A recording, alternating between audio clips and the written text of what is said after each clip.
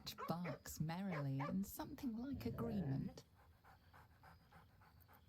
I remember one evening when we had to eat 14 apples, some fish heads, and a stale loaf of bread just to get by.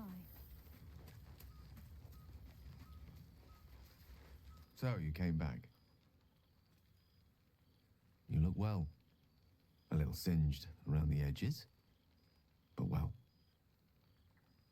I wasn't sure I'd ever see you again. Not sure where to begin.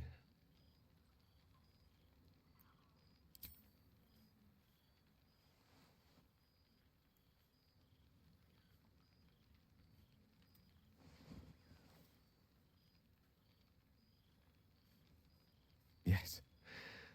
I think that about sums it up. Gods, I've missed you. I promise I've not been moping around, waiting for your return. Though, of course, I longed for it. Professor Gale of Blackstaff Academy.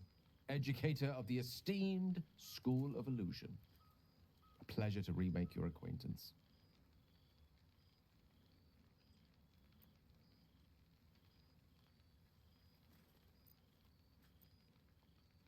I did offer, as a matter of fact. However, the Blackstaff insisted I couldn't teach every subject, nor could the simulacra of myself I offered to create for that purpose. So I've settled for teaching the art of illusion.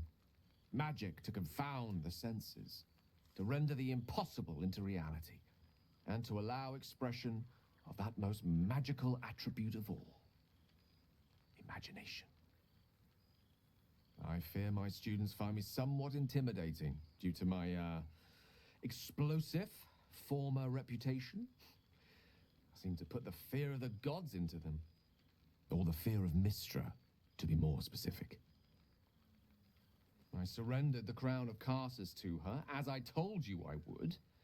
And in return, she cured me of the orb at last. Even now, I struggle to put the feelings into words. It was like exhaling for the first time after holding my breath for so very long. Of course, I haven't clarified with my students that the orb is no longer a threat. The legend of my explosive capabilities is an excellent means of controlling a classroom.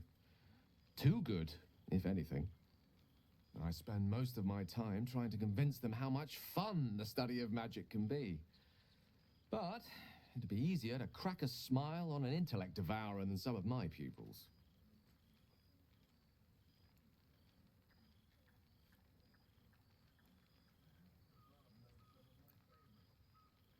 Ah, so you still remember our little lesson. It was quite something to share such a moment with you, though it vanished all too quickly.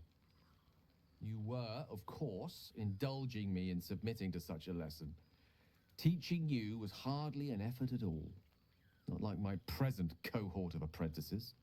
Oh, they try their best, of course, when they can manage to stay awake. The cheek of them! Nothing a well-placed swipe from Tara can't fix, though. And what of you? What are you making of this newfound lease of life we earned?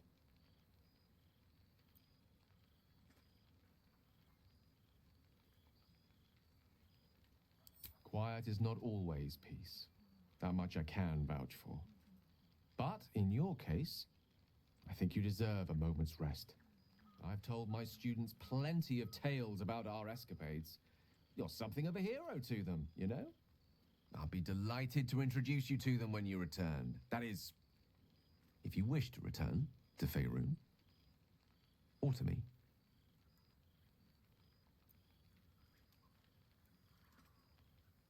I'm glad to hear that. And I promise when that day comes, our home will be ready for you. A crackling hearth, 2 cozy armchairs beside it, a bottle of wine to be poured, and your battle-worn boots discarded at long last by the door. That is the life we have waiting for us. Believe in it, and it will come.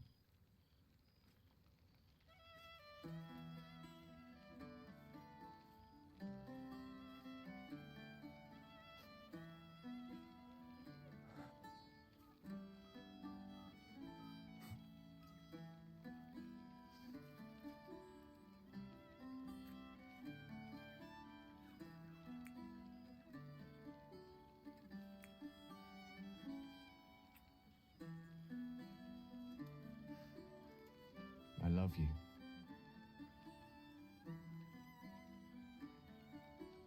Now go on, before I change my mind. Another step forward. Oh, right.